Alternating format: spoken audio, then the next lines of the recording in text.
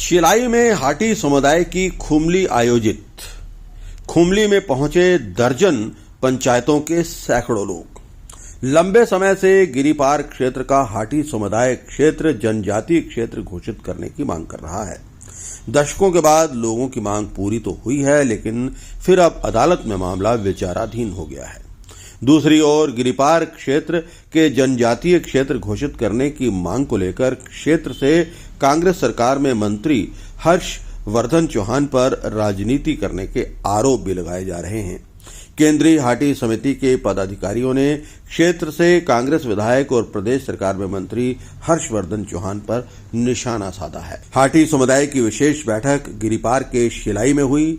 बड़ी संख्या में लोगों ने इसमें हिस्सा लिया। केंद्रीय हाटी समिति के कुंदन सिंह शास्त्री ने बताया कि क्षेत्र के एससी समुदाय से जुड़े लोगों की मांग के अनुसार उन्हें अलग किया गया। पूर्व की भाजपा सरकार द्वारा उनकी सभी मांगें मानी गई थी, तो अब किस बात का विरोध किया जा रहा है। उन्होंने इस दौरान कांग्रेस सरकार में मंत्री हर्षवर्धन चौहान पर निशाना साधा। उन्होंने कहा कि वे जनसभाओं में झूठ बोल रहे हैं। उन्होंने कहा कि मंत्री कहते हैं कि हाटी नाम उनके द्वारा दिया गया है, जबकि ऐसा नहीं है, ये कोरा झूठ है। उन्होंने कहा कि केंद्रीय हाटी समिति को मंत्री भाजपा का पिट्ठू बताते हैं। उन्होंने कहा कि वे किसी के पिट्ठू नहीं हैं। जो हमारी केंद्रीय हाटी समिति है वो 3 लाख लोगों का प्रतिनिधित्व करती है। उनका भी प्रतिनिधित्व कर रहे हैं जो हमारे हरिजन भाई अभी एसटी अधिकार से अलग हो गए हैं। वो अलग इसलिए हुए, उनकी मांग अलग होने की थी। 2022 से पहले तो ऐसी कोई मांग उठी नहीं। जैसे ये सारी चीजें ऐसी अनुकूल हो गई तो एकदम फिर ये विरोध होना शुरू हुआ और अचानक उन्होंने एक ऐसा आंदोलन खड़ा किया कि भाई हमने तो एसटी में आना ही नहीं है। वो यहाँ तक उनका विरोध ठीक था कि जब उन्होंने इसमें आना नहीं है तो उन्होंने सरकार से मांग की कि हमारे को इससे अलग किया जाए, हमने ऐसी में ही रहना है।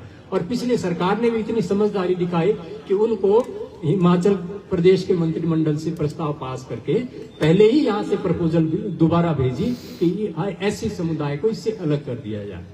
अब हमारा एससी भाइयों से भी निवेदन है कि जब आपका कोई नुकसान नहीं हो रहा है या आपके लिए कोई परेशानी नहीं हो रही, आपकी सारी बात सरकार ने उस वक्त मानी, तो अब विरोध किस बात का। तो आप एक सद्भावना पैदा किए। और भी कई जगह है जो एससी समुदाय के लोग हमारे हाटी समिति के आज भी मेंबर हैं और उसमें एससी समुदाय के लोगों ने भी आर्थिक सहयोग किया है। मुझे ये बात सुन के बहुत अच्छा आश्चर्य हुआ कि एससी समुदाय के लोगों ने कहा कि भाई हमारा तो कोई नुकसान हो नहीं रहा है, लेकिन एक नेतृत्व के द्वारा ऐसा एक माहौल बनाने की कोशिश करना कि हाटी समिति को ही आपस में ऐसा दिखाओ कि हाटी समिति वर्सेस हाटी समिति। देखो, हमारे लिए कोई गैर नहीं है। हाटी समिति के अंदर सभी लोग हैं जो पहले भी रहे हैं। और एक चीज मैं आपको ये बता दूं, ये मेरा आप अपने लोगों से भी कहना होता है कि इस मुहिम में हमारी 4 पीढ़ियों का योगदान है। मंत्री जी ने पहले कुछ दिन पहले बोला था कि जी ये तो नाम ही मैंने दिया है। कभी वो 1996 में बोलते हैं, कभी 1998 में बोलते हैं। ये तो मेरे द्वारा जुड़ाया हुआ नाम है। सफेद झूठ है। दूसरा झूठ उन्होंने कहा उस दिन कि हाटी समिति तो बीजेपी की पिट्ठू है। मंत्री जी, हम पिट्ठू नहीं है। हम उन लोगों के समर्थक हैं जिन लोगों ने इस काम को सिरे चढ़ाया है, चाहे वो बीजेपी के हो या कांग्रेस के हो।